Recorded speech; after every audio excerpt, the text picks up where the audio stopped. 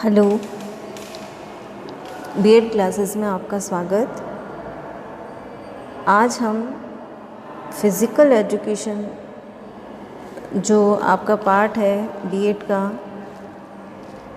Health and physical education, उससे हम आज पढ़ने जा रहे हैं सेकेंड यूनिट फिज़िकल एजुकेशन, शारीरिक शिक्षा। शारीरिक शिक्षा क्या होती है, इसका अर्थ क्या है, इसका कॉन्सेप्ट क्या है, परिभाषाएं, इसकी विशेषताएं और इसके क्षेत्र के बारे में आज हम चर्चा करेंगे। सबसे पहले हम इसकी मीनिंग की बात करें। शारीरिक शिक्षा, जैसा कि शब्द से ही पता चल रहा है हमको, शरीर से संबंधित शिक्षा। लेकिन केवल शरीर के स्वस्थ रहने से या शारीरिक शिक्षा प्राप्त करने से जो हमारे शिक्षा के सभी उद्देश्य हैं वो पूर्ण हम नहीं कर पाते हैं। तो इसका हम देखें अर्थ, व्यापक रूप में अगर हम अर्थ देखें तो शरीर के द्वारा, शरीर की स्वस्थता के द्वारा या शारीरिक गतिविधियों के द्वारा हम अपने मानसिक, सामाजिक, सांस्कृतिक, शैक्षिक आदि जो स्वास्थ्य होता है हमारा, उसको हम उसके स्तर को हम उच्च इस शारीरिक शिक्षा के माध्यम से कर सकते हैं। और शारीरिक शिक्षा का अर्थ एवं अवधारणा हम देखें तो शरीर के माध्यम से शरीर की शिक्षा। जब इसका हम अर्थ करते हैं तो शरीर के माध्यम से शरीर की शिक्षा प्राप्त करना। अब इसको कैसे लेंगे हम? शरीर के माध्यम से मीन्स शरीर की गतिविधियों द्वारा या शारीरिक गतिविधियों के द्वारा हम अपने शरीर का विकास करते हैं और उसके संबंध की जितनी भी शिक्षा है वो प्राप्त करने का कार्य हम करते हैं। शारीरिक शिक्षा से केवल एक अच्छी काया का निर्माण ही नहीं होता, हम मानसिक स्वास्थ्य का स्तर बढ़ाते हैं, भावनात्मक स्वास्थ्य और सामाजिक गुणों का विकास भी हम शारीरिक शिक्षा के माध्यम से करते हैं। हम जैसे विद्यालय में शारीरिक शिक्षा से संबंधित एक पीरियड होता है, उसमें हम बच्चों को खेलकूद करवाते हैं, कोई game, gymnastic, football, cricket, hockey, kho kho, ये सारे गेम जब हम करवाते हैं बच्चों को, ये खेल जो खिलवाते हैं विद्यालयों में, तो उससे बच्चा केवल शारीरिक विकास नहीं करता, वह मानसिक विकास, भावनात्मक विकास, समूह में बालक रहना सीखता है। इससे उसका भावनात्मक जो एहसास होता है, लोगों के साथ समूह में रहने की जो गुण आता है, उसमें समूह के साथ कैसे समायोजन किया जाए, सभी बालकों के साथ कैसे व्यवहार किया जाए, किस तरह से रहना है उसे, किस तरह से बात करनी है, कैसे व्यवहार करना है, इन सभी बातों का विकास बालक इस दौरान सीखता है। शारीरिक शिक्षा सामान्य शिक्षा का क्षेत्र है जिसका संबंध शारीरिक व्यायाम और उससे संबंधित प्रभाव से है। शारीरिक व्यायाम का मानसिक स्वास्थ्य पर भी बहुत प्रभाव पड़ता है, उसके अधिगम स्तर पर प्रभाव पड़ता है। तो यह जो प्रभाव है वह सभी क्षेत्रों में समान रूप से देखने को मिलता है। शारीरिक शिक्षा शरीर को अनुकूलित करने का एक कार्यक्रम है जो व्यक्ति का शारीरिक स्वास्थ्य सुधारने के लिए चलाया जाता है। शारीरिक क्रियात्मकता एक सुंदर शरीर का निर्माण करती है। शारीरिक शिक्षा को हम शरीर को अनुकूलित करने का कार्यक्रम कहते हैं। किससे अनुकूलन करना? वातावरण से अनुकूलन करना, किसी परिस्थिति से अनुकूलन करना। तो यह अनुकूलन करने का जो कार्य है वह शारीरिक शिक्षा हमें सिखाती है। यह एक क्रियात्मक प्रोग्राम होता है। शारीरिक शिक्षा बैठे बैठे, चेयर या टेबल पे बैठे बैठे प्राप्त नहीं की जा सकती, इसके लिए फील्ड में जाना होता है आपको और शारीरिक क्रियाकलाप करना होता है, जो कि एक सुंदर शरीर का, सुंदर काया का निर्माण करता है। इस प्रकार हम अर्थ के बारे में चर्चा करें तो यह शरीर से संबंधित गतिविधियों द्वारा संपूर्ण विकास की ओर ले जाती है। बालक का संपूर्ण वृद्धि और विकास शारीरिक शिक्षा के माध्यम से होता है। अब शारीरिक शिक्षा की परिभाषा है। जे.पी. थॉमस ने कहा है, शारीरिक शिक्षा शारीरिक गतिविधियों द्वारा बालक के समग्र व्यक्तित्व विकास हेतु दी जाने वाली शिक्षा है। जैसा हमने अर्थ और अवधारणा में भी देखा कि शारीरिक शिक्षा शारीरिक गतिविधियों द्वारा संपन्न होती है और इन शारीरिक गतिविधियों द्वारा व्यक्ति का या बालक का समग्र विकास होता है। आर कैसिडी के अनुसार जो परिभाषा दी गई वो इस प्रकार है, शारीरिक शिक्षा मनुष्य के भीतर उन परिवर्तनों का समूह है जो गति भरे अनुभवों द्वारा होता है। आर कैसिडी क्या कह रहे हैं, शारीरिक शिक्षा मनुष्य के भीतर उन परिवर्तनों का समूह है जो गति भरे अनुभवों द्वारा होता है। गति भरे अनुभव में क्रिया करके कुछ भी सीखना, करके सीखना। तो जीवन हमेशा गतिपूर्ण है और शारीरिक शिक्षा को भी इसी मीनिंग से लिया है कि गतिपूर्वक चलते रहना और सीखना ही शारीरिक शिक्षा है, आर कैसिडी के अनुसार। इसकी और विशेषताएं हम देखें परिभाषाओं के बाद, शारीरिक शिक्षा की विशेषताएं। शारीरिक शिक्षा संपूर्ण शिक्षा का एक अभिन्न अंग है। जैसे कि हम देखें, क्रिया करके सीखना हमारे शिक्षा का एक प्रमुख पाठ होता है। प्रयोजन विधि जिसे कहा जाता है, प्रायोजना विधि, करके सीखना, योजना का निर्माण करना और उस योजना का क्रियान्वयन करना, तो उसके बेहतर परिणाम हमें नज़र आते हैं। तो शारीरिक शिक्षा भी एक क्रियात्मक पद्धति है, शरीर को गतिशील बनाने की पद्धति है। तो हम इसे शिक्षा का एक अभिन्न अंग के रूप में मान सकते हैं। शारीरिक शिक्षा का संबंध मांसपेशीय गामक गतिविधियों से है। मांसपेशीय गामक गतिविधियाँ मांसपेशियों को निरंतर चलते रहने का कार्य है शारीरिक शिक्षा। हम यदि बहुत दिनों तक कहीं चलकर नहीं जाते हैं तो हम जब फिर उसके बाद में कभी चलने का प्रयास करते हैं, थोड़ा भी चल लेते हैं, तो हमें थकान सी महसूस होती है। जैसा कि अभी लॉकडाउन में ही हुआ, हम बहुत दिनों से घर में बंद थे, कहीं बाहर जा आ नहीं पा रहे थे, तो हमारे शरीर का विकास एकदम रुक सा गया था।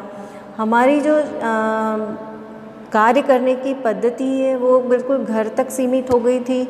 हम कहीं जा आ नहीं रहे थे, शारीरिक गतिविधियां नहीं कर रहे थे। तो उसका जो प्रभाव पड़ता है वह हमें लॉकडाउन खुलने के बाद नज़र आता है। जब हम बाज़ार में जाना शुरू करते हैं, मार्केट में निकलना शुरू करते हैं या चलना फिरना शुरू करते हैं, तो हमें थकान सी महसूस होती है। एक अलग सा एक्सर्शन जो दिखाई देता है वह इसी कारण है कि हमने शरीर को एक बंधन से बहुत दिनों बाद मुक्त किया। तो शारीरिक शिक्षा मांसपेशियों को गामक रूप देने में सहयोग करती है।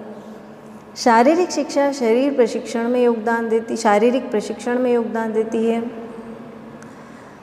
इसको भी उसी मीनिंग से लेते हैं। जो शारीरिक प्रशिक्षण, शरीर को किस प्रकार से सुनियोजित रखा जाए, शरीर किस प्रकार से हमेशा चलने लायक रहता है। एक्सरसाइज जैसा हम कहते हैं कि व्यायाम द्वारा शरीर को सुगठित सुसंचालित रखा जा सकता है। जो लोग रोज़ डेली एक्सरसाइज करते हैं, जिनका इस प्रकार का रूटीन होता है, तो वह अपने शरीर को बिल्कुल उसी रूटीन पे चलाते हैं और एक सुंदर और स्वस्थ शरीर का निर्माण करते हैं।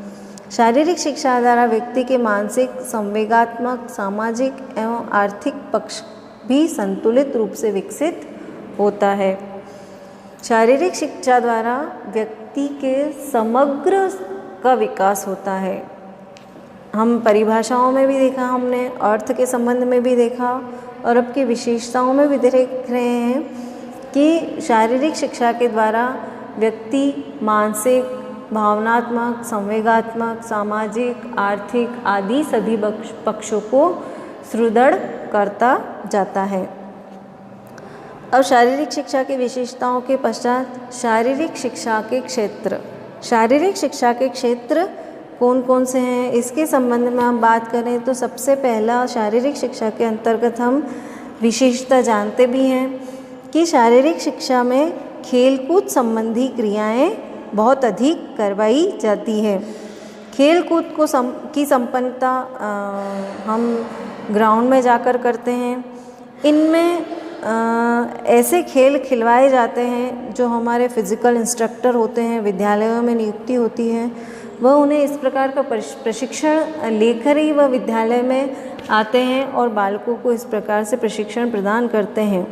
उन्हें हर तरह के खेल के नियम, बालकों को किस स्तर के बालकों को किस तरह से खेल खिलवाए जाने चाहिए जिससे वह उसका जो इतना बालक में जितनी एनर्जी होती है उस एनर्जी को वह कहाँ लगा सके, उसका ज्ञान एक फिज़िकल इंस्ट्रक्टर को होता है। एक शारीरिक शिक्षक को इसका ज्ञान प्रशिक्षण के दौरान करवाया जाता है कि किस स्तर तक, किस कक्षा तक के बालकों को, प्राथमिक स्तर तक, माध्यमिक स्तर तक, सीनियर सेकेंडरी तक, तो उस स्तर के अनुसार बालकों को खेल खिलवाए जाते हैं। इन खेलों में दलीय खेल होते हैं जो टीम बनाकर खेले जाते हैं, टीम गेम्स, तालबद्ध खेल होते हैं जो रिदम के अनुसार बनाए जाते हैं। फिर ये तालबद्ध खेलों में एक विद्यालय के अंदर ही गेम होते हैं। इसके पश्चात इसमें लोक गीतों पर आधारित गेम होते हैं, गीत गा कर खेल खेलना, जिसमें रिदम वाले खेल में आ सकता है। इसको लोक नृत्य होते हैं, उनकी प्रैक्टिस करवाई जाती है। जिम्नास्टिक करवाए जाते हैं, पहले उसे एक्सरसाइज के रूप में लिया जाता है और फिर इसको नृत्य के रूप में भी, म्यूज़िक पर भी या रिदम पर भी किया जाता है। एरोबिक्स होते हैं, एरोबिक्स के बारे में हम लोग जानते ही हैं कि म्यूज़िक के अनुसार, म्यूज़िक के ऊपर जो एक्सरसाइज करना वह एरोबिक एक्सरसाइज कहलाता है। इसके पश्चात देखें आधारभूत व्यायाम। आधारभूत व्यायाम के अंतर्गत दौड़ना, भागना, वज़न उठाना, गार्डन मेंटेन करना, खेत खलिहान मेंटेन करना, कैसे क्या किया, मेहनत वाला काम जो आधारभूत व्यायाम होते हैं वो डेली रूटीन के जो हम काम करने से जो एक्सरसाइज होती है वह आधारभूत व्यायाम भी कहलाते हैं। सुधारात्मक शारीरिक क्रिया, आत्मरक्षात्मक क्रियाएं।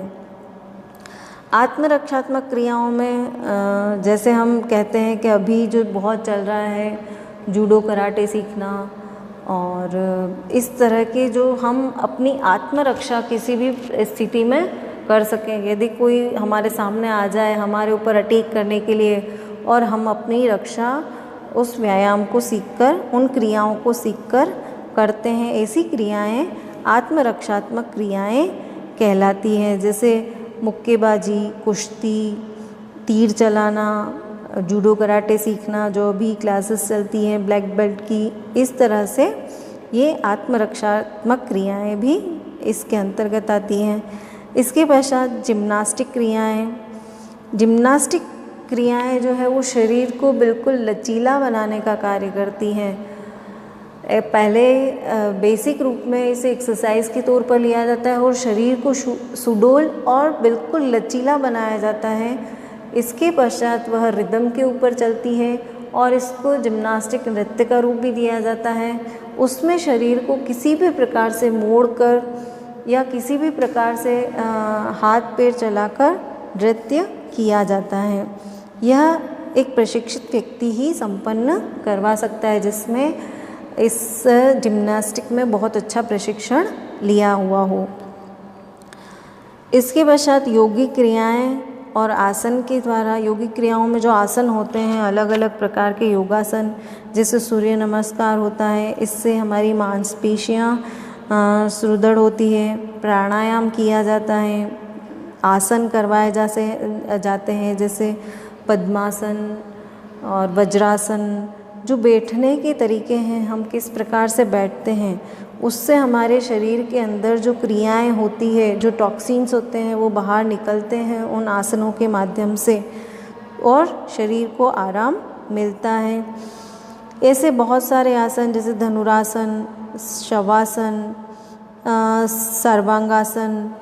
तो यह अलग अलग रोग को मिटाने के लिए अलग अलग तरह से आसन और यौगिक क्रियाएं की जाती हैं। फिर मनोरंजनात्मक क्रियाएं होती हैं।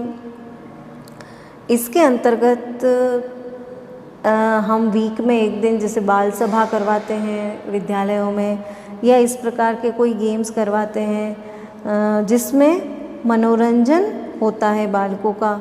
इसमें हम लोग घूमने भी जा सकते हैं, भ्रमण पे जाते हैं, या एक पहाड़ पे चढ़े और उसे साफ़ करने का कार्य, उसमें जो पेड़ पौधे या खरपतवार लग रही है उसे उखाड़ने का कार्य, ग्राउंड में से पत्थर कंकड़ आदि सफाई करके और साइड में रखने का कार्य।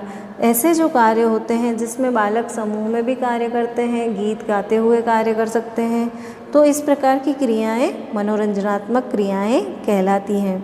इसके पश्चात पूरक खेल। इन जो मुख्य खेल होते हैं उसके बाद जो छोटे छोटे खेल कर जो पूरक खेल होते हैं, उनके आधार पर, जैसे जो छोटे बच्चे होते हैं वो रेलगाड़ी चलाते हैं, चेयर रेस खेल सकते हैं, किसी की आवाज़ निकालना, बिल्ली की आवाज़ निकालना, कुत्ते की आवाज़ निकालना, हाथी की आवाज़ निकालना।